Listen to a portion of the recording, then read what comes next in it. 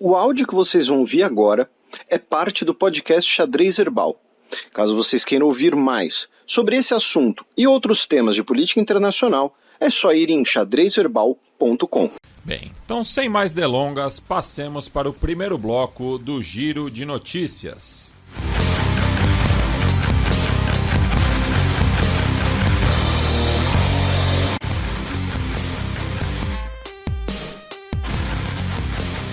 Giro de Notícias.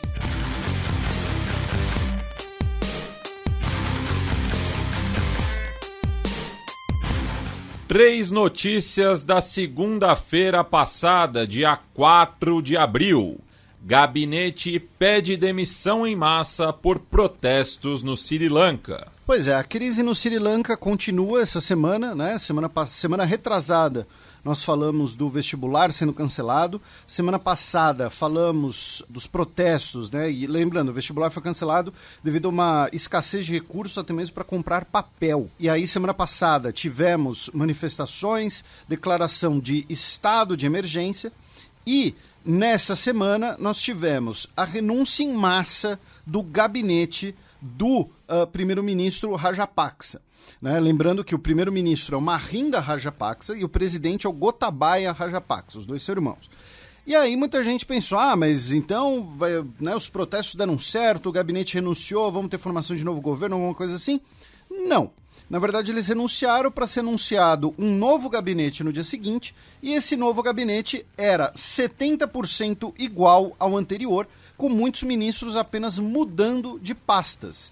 Inclusive o filho do Mahinda Rajapaksa. Então, parecia que a coisa ia talvez ter alguma mudança, alguma reforma, mas não, teve essa manobra política, né, de todo mundo renuncia, mas anuncia um gabinete quase idêntico, e isso acabou fortalecendo ainda mais, motivando ainda mais protestos, e durante a semana, mais de 600 pessoas foram presas no Sri Lanka, e a Associação de Médicos do Sri Lanka emitiu uma nota, dizendo que o sistema de saúde do país está em colapso, já que a crise econômica faz com que até medicamentos básicos estejam tendo que ser racionados no sistema médico do país. Tá? E um político do Sri Lanka fez uma declaração, o Mahinda Ayappa Aberdawarna, que é da oposição, afirmou que o país também corre o risco de escassez alimentar, já que a crise econômica está apenas começando e o governo não faz nada. Então, a situação durante a semana agravou-se a crise no Sri Lanka. Grupo extremista mata 21 civis no leste do Congo. Pois é, infelizmente tivemos mais um ataque na região de Beni, né, que fica bem ali na fronteira congolesa, na fronteira oriental do Congo, melhor dizendo. Né? É uma região que é marcada tanto por conflitos com grupos extremistas, quanto com grupos rebeldes ante o governo, e também pelo controle de regiões ricas em minérios na região. Tá? Então, a região de Beni acaba sendo um foco muito grande desses conflitos. E isso, só especificando, é a República Democrática do Congo, né? Região próxima da fronteira com Uganda. Isso, exatamente. Tanto que um dos grupos que opera ali é as Forças Democráticas Aliadas, que é de Uganda, como você lembrou. E nós já tivemos ataques, né, na região que foram inclusive reivindicados pelo Daesh, o auto-intitulado Estado Islâmico, e aí tivemos mais um ataque realizado por uma milícia extremista islâmica nessa semana, que deixou 21 pessoas mortas na região de Beni. Painel Intergovernamental sobre Mudanças Climáticas publica novo relatório. Pois é, o painel, né, publicou a terceira parte, né, do seu principal relatório, que começou a ser apresentado em fevereiro.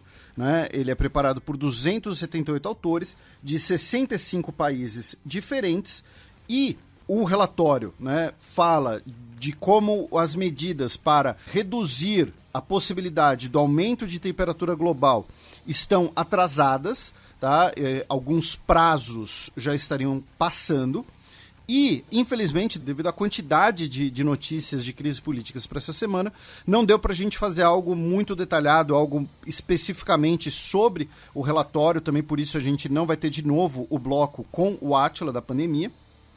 Porém, recomendo, né, que vocês sigam a nossa querida Nathalie Anterstel, que já participou aqui do programa, comentando da última COP, né, ela lá no Twitter, @Nathalie, Natali, depois vai estar linkado lá no site do Xadrez Herbal, xadrezherbal.com, e ela fez inclusive um fio no último dia 6 de abril no Twitter, né, sobre esse novo relatório.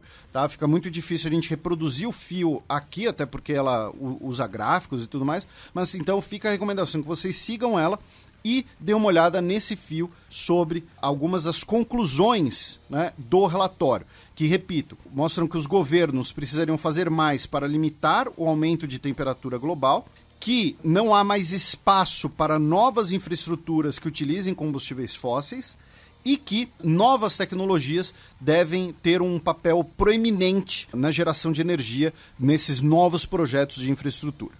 E por fim, notícia da terça-feira, dia 5, ativista nigeriano é condenado a 24 anos de prisão por blasfêmia.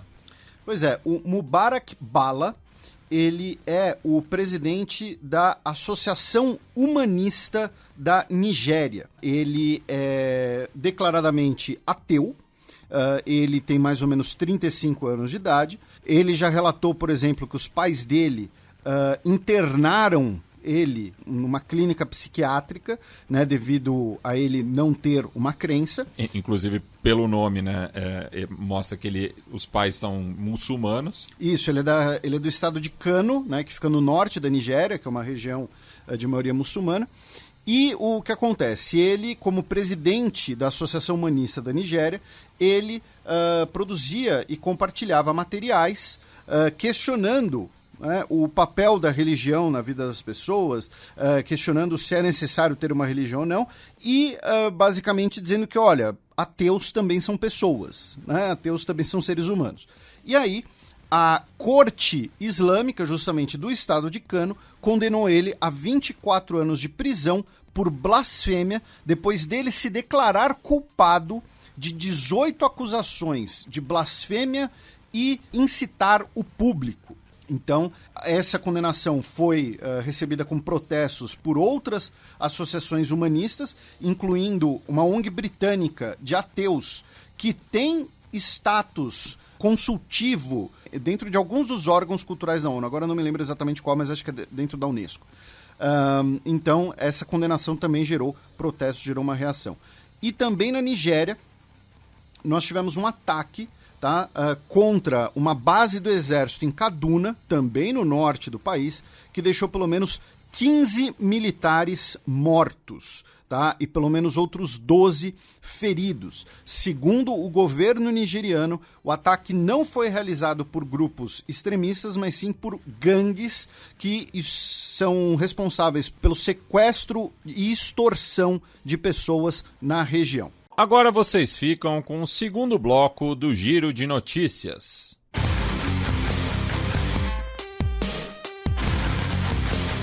Giro de Notícias.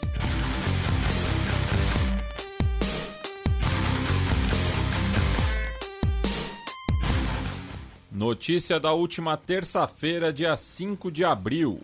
Líder sudanês de milícia nega crimes no Tribunal Penal Internacional.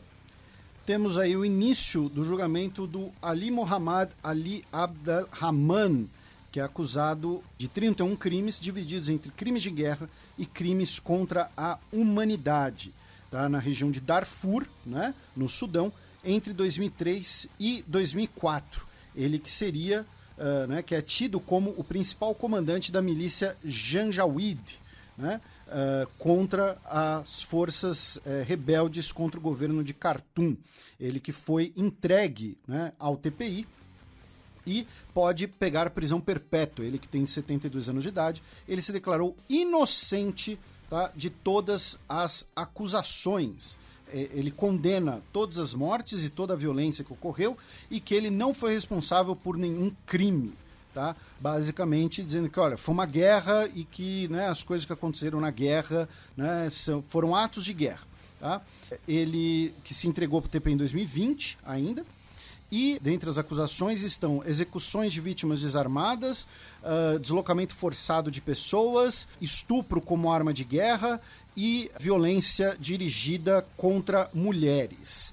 Duas notícias da quarta-feira, dia 6 de abril. A ação no Mali contra radicais islâmicos deixa mais de 200 mortos.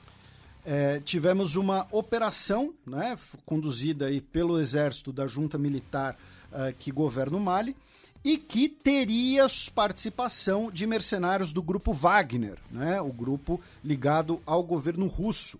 A gente explicou isso aqui nos últimos meses, né, que o governo do Mali, da junta militar que deu o golpe ligado ao conflito interno, expulsou os militares franceses do Mali e, entre aspas, os substituiu com um convênio, né, com uma cooperação, ou com contratar, né, o grupo Wagner, de mercenários, que é organizado pela Rússia. Não necessariamente todos os integrantes são russos, né? Inclusive nós temos muitos líbios, temos diversos povos do Cáucaso. As mortes ocorreram entre o dia 27 e 31 de março na região de Moura, onde tem cerca de 10 mil habitantes e que seria um ponto de concentração de radicais islâmicos, que o governo militar do Mali classifica como um feudo terrorista, e que as 203 pessoas mortas eram todas terroristas e outras 51 foram presas. Ex-presidente de Burkina Faso é julgado culpado de cumplicidade no assassinato do antecessor Thomas Sankara. Thomas Sankara, que foi um líder revolucionário africano, né, que foi presidente de Burkina Faso, inclusive você já explicou aqui várias vezes, né, que ele rebatiza o país de Burkina Faso, né, em relação ao antigo nome colonial. O Alto Volta. E ele foi assassinado em 1987 e o ex-presidente Blaise Compaoré foi condenado à prisão perpétua por ser cúmplice e conspirador do assassinato, tá? Também existe isso. Ele atualmente vive na Costa do Marfim. Ele foi julgado em absência, né, sem a sua presença, e os ex-chefes de segurança do seu governo já estão presos em Burkina Faso. A gente comentou, acho que ano retrasado, que o governo da Costa do Marfim já declarou que não vai entregar, tá, o ex-presidente de Burkina Faso. É possível que isso mude, né, já que depois, né, da condenação, podem solicitar, né, para que ele pelo menos cumpra a pena, porém ele também tem a cidadania marfinense, ele recebeu cidadania marfinense do governo, então isso também dificulta que ele eventualmente seja entregue à justiça. Tá? Ainda em relação a Burkina Faso, no início da semana, uma freira de cidadania dos Estados Unidos, de 83 anos de idade, foi sequestrada no norte de Burkina Faso. Tá?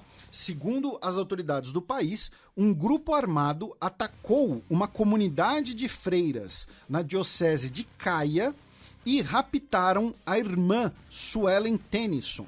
Ela foi a única sequestrada e, segundo as autoridades, eles imaginam que ela foi sequestrada por sua nacionalidade, já que eles esperam que consigam, então, um resgate em dinheiro em relação à freira. Tá? Então, assim, você sequestrar uma freira de 83 anos de idade, enfim, eu não vou... O departamento jurídico da minha cabeça me impede de comentar. E também em Burkina Faso, uma notícia de hoje, pelo menos 16 soldados morreram no ataque a uma base militar também no norte do país, a base de Namisigima, tá? Que fica na província de Samatenga. Abaixa o volume porque lá vem Breaking News. Canadá proíbe compradores estrangeiros por 2 anos em esforço para esfriar o mercado imobiliário.